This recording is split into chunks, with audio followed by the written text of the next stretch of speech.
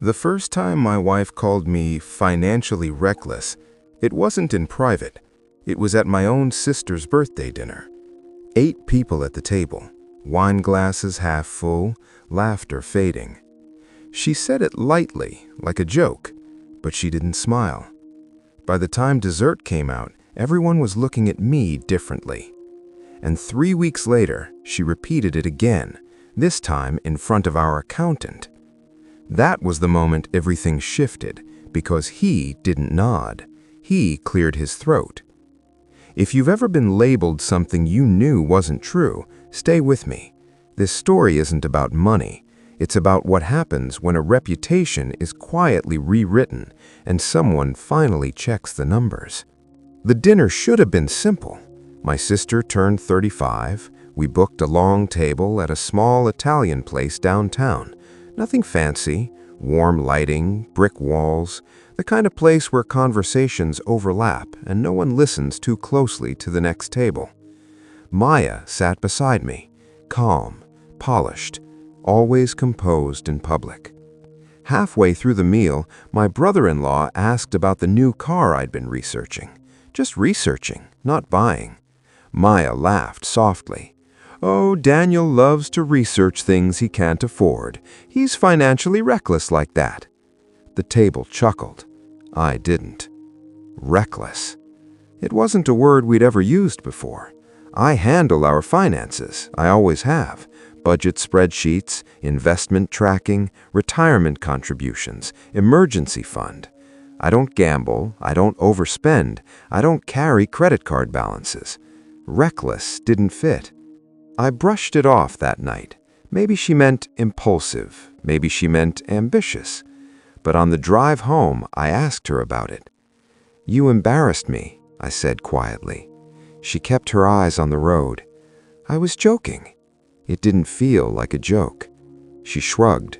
"You stress over numbers all the time. It's intense. People notice." That wasn't the same thing. But I let it go. 2 weeks later, she said it again, this time at her parents' house. We were discussing a potential kitchen renovation, not committing, just discussing options. Her father asked if we had enough saved. Maya didn't hesitate. "Well, Daniel tends to overspend on projects, so I try to monitor things." Monitor. Overspend. Reckless was evolving. Her mother gave me a careful look. I felt something shift inside my chest. Not anger, something colder, like a quiet alarm turning on. When we got home, I opened my laptop, not to prove anything, just to see. Our savings were intact, growing, investments diversified, mortgage on track, no unusual withdrawals, nothing reckless. 3 days later, she scheduled a meeting with our accountant. She told me about it casually while folding laundry. "I want an outside opinion," she said, "just to make sure we're not making mistakes." "We've been working with Thomas for 5 years," I replied. "He already reviews everything." "I know, but I want him to look at your spending habits specifically." Your spending habits. It sounded clinical, like I was being evaluated. I agreed anyway, because if I was wrong about something, I wanted to know. The meeting was on a Tuesday morning. Thomas had a small office in a renovated brick building, quiet hallway, framed certifications on the wall, the smell of paper and coffee. We sat across from his desk, Maya to my right, Thomas in front of us. She spoke first. "I'm concerned Daniel might be making aggressive financial decisions," she said, calm, steady, professional. Aggressive. Thomas looked at me, then back at her. "In what way?" he asked. "Large purchases, risky allocations, impulse spending." Each word landed carefully. I felt heat rise behind my ears. "Can you be specific?" Thomas asked gently. She listed 3 examples. The laptop I bought for work, reimbursed by my company. The index fund shift I made last quarter, from one low-fee option to another. The consultation call with a contractor about future renovations. None of them were secret, all documented. Thomas nodded slowly. "I have access to your transaction history," he said. He turned his monitor slightly so we could see. Numbers filled the screen. For 10 quiet minutes he scrolled. Occasionally he adjusted his glasses. Maya sat upright, composed. I kept my hands folded in my lap so they wouldn't shake. Finally, Thomas leaned back in his chair. There was a pause, a long one. Then he cleared his throat. Not dramatically, not loudly, just enough to reset the room. "I'm not seeing reckless behavior," he said evenly. Silence. Maya's posture stiffened almost imperceptibly. Thomas continued. "Daniel's spending is consistent, conservative, actually. Savings rate is above average, investment allocations are balanced." He clicked once more. "If I'm anything, the data suggests caution." Caution. The word hung in the air. Maya smiled politely. "Well, maybe I'm overreacting," she said lightly. "I just worry." Thomas nodded. "Worry is normal, but financially speaking, there's no red flag here." No red flag. On the drive home, she didn't speak. When we pulled into the driveway, she turned to me. "You made me look dramatic." I didn't say anything. You didn't have to. That was the first moment I understood something wasn't about numbers. It was about narrative. That night, I checked something I hadn't considered before. Our joint credit report. There were no surprises on my side, but there was a new account, a credit line I didn't recognize, opened 3 months ago. Primary holder, Maya. Balance, $18,400. I sat back in my chair. We never discussed this, never agreed to it. The account activity showed steady charges, high-end boutiques, weekend hotel stays, a furniture store across town. None of it matched our shared calendar. I felt something tighten in my chest. Not anger yet, just confusion. I closed the laptop slowly. The house was quiet, too quiet. Upstairs, I could hear her moving around in the bedroom, drawers opening, closet doors sliding. I didn't confront her that night. I didn't know how, because the accusation she had made about me suddenly felt like projection, and I wasn't ready to say that out loud. I didn't sleep much that night. Not because I was angry, because I was replaying everything. Reckless, overspend, aggressive. The words weren't random anymore. They were insulation. The next morning, Maya was already dressed when I came downstairs. Hair neat, makeup subtle, coffee ready. Normal. She smiled. "You okay?" "Yeah," I said. "You?" "Of course." I studied her face for a second longer than usual. Nothing gave. On my way to work, I pulled up the credit report again on my phone. The account had been opened with our home address, but it was only in her name. Authorized user? None. I scrolled through the charges. 2 hotel stays in the city, one in March, one in April. I checked our calendar in my head. March, she said she was visiting her cousin. April, she had a women's wellness retreat. I gripped the steering wheel tighter. Maybe it was that. Maybe. At lunch, I called Thomas. "I have a question," I said. "Of course. If one spouse opens a separate credit line, does that affect joint financial planning?" There was a pause. "Are you aware of a new account?" he asked. "Yes." Another pause. "Daniel," he said carefully, "I review the accounts you provide me access to. I don't run personal credit checks unless requested." "I understand. Is the account significant?" $18,000. He exhaled slowly. "That's not minor." "No." "Have you discussed it with her?" "Not yet."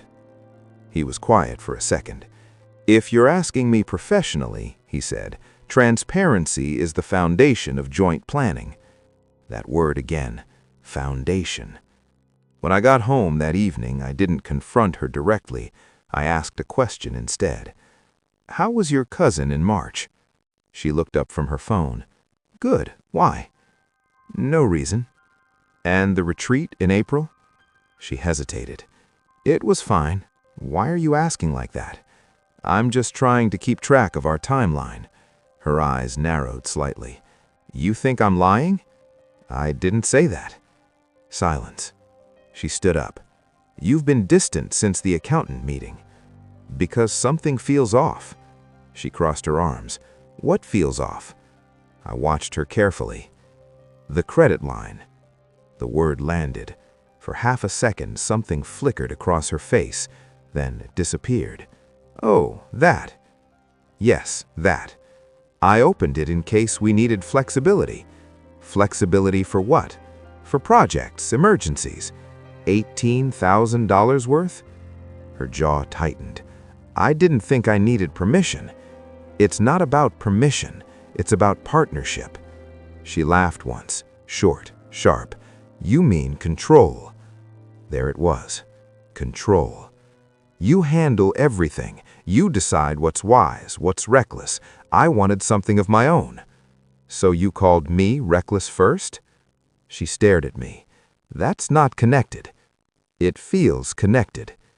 She looked away. You're overanalyzing.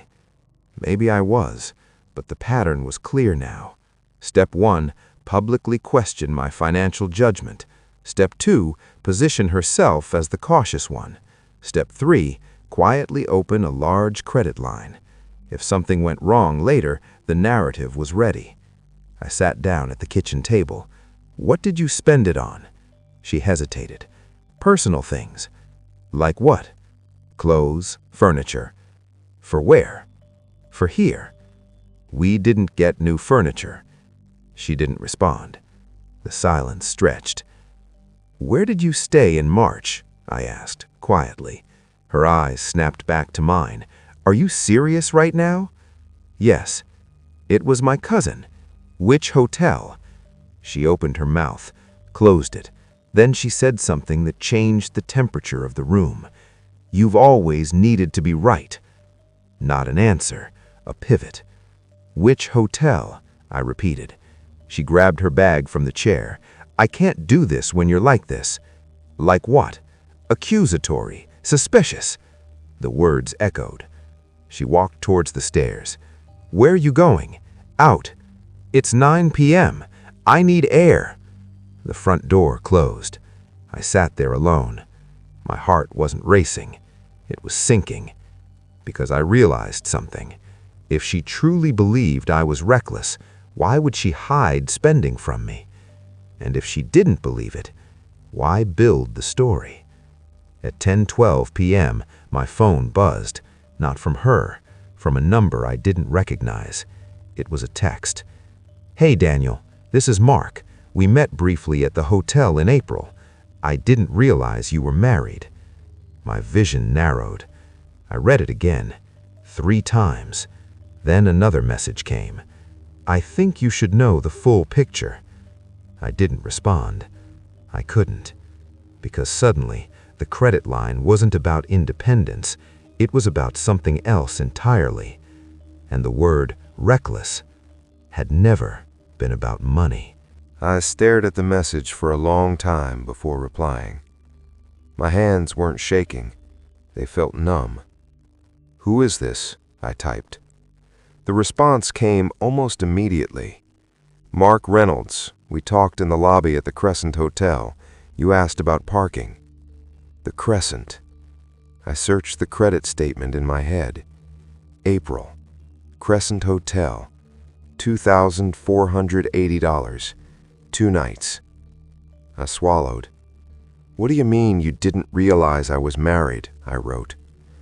There was a pause this time. Then, I assumed she told you about the conference. She said you weren't involved in her financial decisions. She mentioned you had issues with control. Control again. My chest tightened. She? I typed. Maya. The word landed heavy. I stared at our dark living room. The clock on the wall ticked louder than usual. What conference? I asked. Another pause. Real estate investment workshop, private group. She said she was exploring financial freedom. Financial freedom. The irony almost made me laugh. I told you she was at a wellness retreat, I typed. There was no response for almost 2 minutes. Then, I'm sorry, I didn't know. I stood up slowly, walked to the kitchen, opened the laptop again, pulled up the credit statement. Crescent Hotel, a restaurant charge, 2 cocktails, room service for 2. My throat felt dry. Did you stay in the same room? I asked. I wasn't sure I wanted the answer. The typing bubble appeared, disappeared, appeared again. Yes. The room felt smaller. Not explosive, not dramatic, just tight. How long have you known her? I asked. Since January. We met at a networking event. She said she was in the process of separating. Separating. I sat down slowly. She told me you were financially unstable, he added, that you were draining accounts and she was protecting herself. I closed my eyes. There it was, the full narrative. Not reckless, unstable, draining accounts, protecting herself. She wasn't just repositioning the story at dinner tables. She was building a case, externally, strategically. When was the last time you saw her? I asked. Last week. She said things were complicated and she needed space. Last week. She told me she had dinner with her sister. I felt something shift inside me. Not rage, clarity. Why are you telling me this? I asked. Another pause. Because she asked me for money. That landed harder than everything else. How much? 10,000. She said it was temporary, that her husband was restricting access to joint funds. Restricting. The word twisted. I declined, he continued. It didn't feel right. I leaned back in the chair. 10,000. On top of 18,000 in credit. On top of the narrative that I was reckless. She wasn't protecting herself. She was preparing. Preparing for what? I typed one final message. Thank you for telling me. He replied with a short, I'm sorry. I closed the laptop slowly. The house was still quiet. I checked the time. 11:07 p.m. She still wasn't home. At 11:23, headlights flashed across the living room wall. The front door opened. She stepped inside. Composed. Feeling better? I asked. She paused slightly. Yes. Where were you? Driving. Just driving? She set her bag down. You don't trust me anymore. It wasn't a question. I studied her face. You told someone we were separating. Her body went still. What? At the Crescent Hotel. Her eyes changed, just slightly. Then she smiled. This is insane. Is it? You're spying on me now? I received a message. From who? Mark Reynolds. Silence. Longer than before. Then she did something I didn't expect. She laughed. Not nervously, confidently. He reached out to you? Yes. Interesting. That was her word. Not shocked, not defensive. Interesting. You stayed with him, I said quietly. She didn't answer. That credit line wasn't for flexibility. She didn't answer. It was for separation. Her jaw tightened. You don't understand. Then explain. She walked past me toward the kitchen. You make everything about control, about spreadsheets, about metrics. I needed options. Options to do what? To leave. The words sat between us, cold.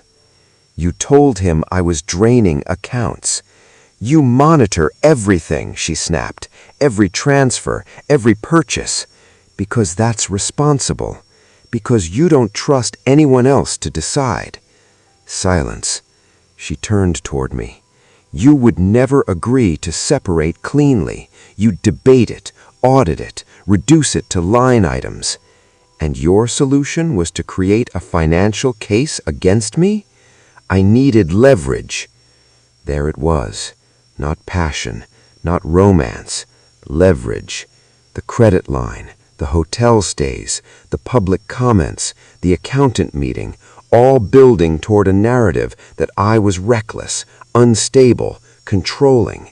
So when she left, it wouldn't look impulsive, it would look necessary. You planned this, I said quietly. She didn't deny it. You were going to position me as financially irresponsible. You are rigid, she replied. That's not the same thing. To me, it is. The front door felt very far away suddenly. The house didn't feel like ours anymore. It felt staged. How long? I asked. She hesitated. Since January. January. 3 months before the accountant meeting. 3 months before reckless entered the vocabulary. Everything had been structured, carefully. And then she said something that stopped me completely. I didn't expect Thomas to side with you. I didn't expect Thomas to side with you. The words didn't come out angry. They came out frustrated, like a calculation that didn't balance. You weren't asking for clarity, I said quietly. You were asking for confirmation. She didn't answer. The kitchen light hummed faintly above us. I needed him to see what I see, she said after a moment. What do you see? She looked at me the way she used to when we first started arguing about small things. You don't bend, she said. You calculate. You measure everything, even people. That stung more than the affair, because it wasn't entirely wrong. I don't gamble with our future, I replied. You suffocate it, she said. Silence. We stood there in the middle of a house that suddenly felt divided by invisible lines. You were going to leave, I said. Yes. When? I hadn't decided. That's not true. She exhaled slowly. After the credit was positioned, after the narrative settled. Narrative. She used the word openly now. As what? As your escape fund? As my protection. From what? From being managed. Managed. I leaned back against the counter. You think budgeting is management. I think scrutiny is. We stared at each other. No yelling, no breaking glass, just two people who realized they'd been arguing about different things for years. And Mark? I asked. She hesitated. He was temporary. Temporary. The word landed flat. You were going to ask him for money. I needed liquidity. You needed $10,000 from someone you barely knew? I needed options, she repeated. And telling him I was unstable? I needed him to believe I wasn't the problem. There it was. Not love, not excitement. Strategy. She had built a story that I was financially reckless, controlling, unstable. And if enough people believed it, then leaving wouldn't look like betrayal. It would look like survival. You didn't want to be the villain, I said. I didn't want to be trapped. You never trapped anything. You trapped everything else, she said softly. That sentence stayed in the air longer than anything else. The next morning, I called Thomas again. Off the record, I said, what happens if one spouse tries to reposition financial responsibility before a separation? He didn't sound surprised. It depends on documentation, he replied. Truth has a way of surfacing when records are clean. Are mine clean? Yes. And if someone tries to argue otherwise, there would need to be evidence. I stared at the spreadsheet open on my screen. There wasn't a single unexplained withdrawal on my side, not one. What if they've been creating leverage privately? I asked. Thomas paused. Then the timing of those actions matters. Timing. January credit line, March hotel, April restaurant charges, May accountant meeting. Every step layered. She hadn't been reckless, she'd been precise. That evening, I printed everything. Credit reports, transaction logs, timeline summaries, not to confront her, not yet, but to understand the full structure. At dinner, she barely spoke. Her phone buzzed twice. She flipped it face down quickly. I noticed. "You're not going to fight me," she said suddenly. "I'm not fighting. You're documenting." "Yes." She smiled faintly. "That's worse." "Why?" "Because it means you're already preparing for the ending."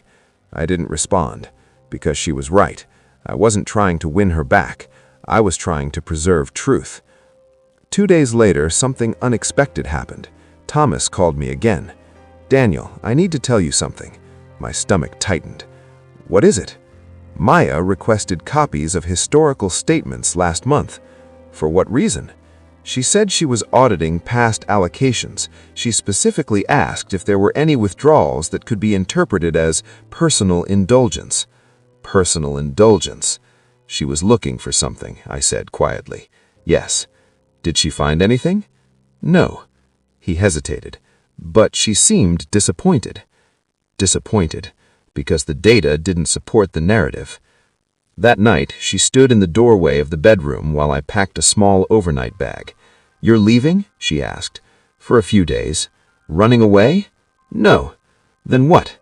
"Giving you space to decide if you want truth or positioning." She didn't reply. I paused at the door. "One question," I said. "What?" "If Thomas had agreed with you, if he had called me reckless, would you have stayed?" She didn't answer immediately, and that silence was louder than any confession, because in that pause I understood something clearly. This was never about money. It was about needing external validation to justify an internal decision, and when she didn't get it, the plan fractured. I stepped outside, closed the door gently, and for the first time in months, the air felt honest. I stayed at a small hotel across town. Nothing dramatic, just neutral space. A desk, a bed, a quiet hum from the air conditioner. For the first time in weeks, I could think without watching her expression. I laid the timeline out again on the desk. January, credit line opened. February, networking events. March, hotel stay. April, second hotel. May, accountant meeting. Public comments increasing in intensity each month. Reckless, aggressive, unstable. It wasn't random frustration. It was narrative escalation. The next morning, I didn't call her. I called a family attorney. Not to file anything, just to understand exposure. "Has she made any formal accusations?" the attorney asked. "No." "Any financial irregularities on your side?" "None." "Then your protection is documentation," he said calmly. "Truth is durable when records are clean." Durable. That word settled in. When I returned home 2 days later, she was at the kitchen table. No phone in her hand, no performance, just tired. "We need to decide," she said. "I agree." She looked up at me. "You've already decided." "Yes." The word didn't hurt to say. It felt steady. I don't want to live inside a story where I'm positioned as the villain, especially one built on false data. "She wasn't trying to destroy me," she said. "I know. You were suffocating me, and you were rewriting me." Silence. She rubbed her hands together slowly. "I needed independence.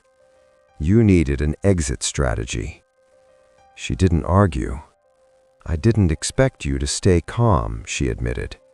"Why?" "Because if you exploded, it would confirm everything." There it was, the hidden variable. If I reacted emotionally, it strengthened her case. If I stayed rational, it weakened it. "You were waiting for a mistake," I said. "Yes. And when Thomas didn't validate it, you adjusted." She looked down. "I thought you'd crack." I almost smiled. "I thought you'd talk." Another silence. Not hostile, just clear. "I told Mark we were separating because we believed we would." she said. Then we are. No shouting, no accusations, just alignment with reality. We spent the next hour discussing logistics, practical things, accounts to split, assets to list. She didn't ask for anything unreasonable.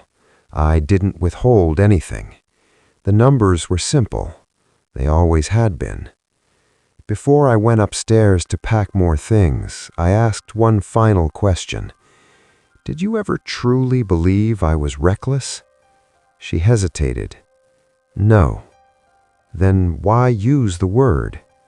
She took a breath. Because it made me feel safer. That answer was honest, not strategic, not polished. Safer. Positioning me as unstable gave her moral ground. Calling me reckless gave her justification. It wasn't about accounting, it was about narrative control. 3 months later, the divorce was finalized. No courtroom drama, no public accusations, just paperwork and signatures. Thomas handled the financial separation cleanly. No irregularities surfaced, no hidden accounts on my side. The credit line remained hers, the hotel charges remained hers. The story never became public because without proof, it couldn't sustain itself. Weeks later, I ran into my sister at a family gathering. Maya wasn't there. She told Mom you two grew apart, my sister said gently. That's true, I replied. She also said the money arguments were exaggerated. I nodded, because in the end, even she couldn't maintain the reckless narrative. It didn't align with the facts, and facts, when organized, are quiet but heavy. A month after everything was finalized, I received one last message from Mark. I guess you were never the reckless one, he wrote. I didn't respond. There was nothing left to clarify. What I learned wasn't about betrayal, it was about positioning. How easy it is to assign labels before evidence.